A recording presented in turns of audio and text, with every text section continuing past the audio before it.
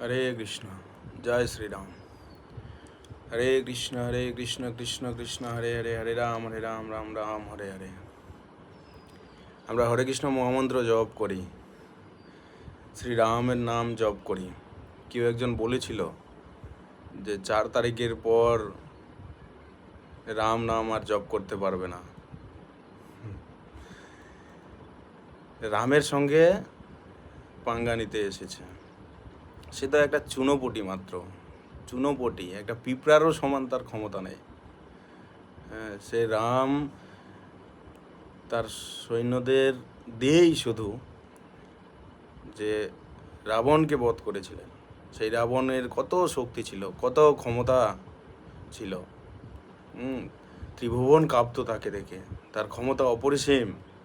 তার দশানন তাকে বলা হতো, 10টা মাথা ছিল। হ্যাঁ, এত বড় অসুর, এত বড় ক্ষমতাশালী শক্তিশালী ব্যক্তি, হ্যাঁ, এত কিছু হওয়ার পরেও সে রামের সঙ্গে পারেনি।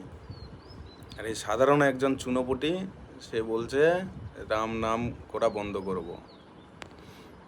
সেটা কখনো সম্ভব নয়। আজকে তার অস্তিত্ব শেষ হয়ে গেছে। তাই রাম ভক্তের সঙ্গে রামের সঙ্গে কখনো লাগতে আসবে না, কখনো তাদের নিয়ে কিছু বলবে না। হরে কৃষ্ণ, জয় শ্রীরাম।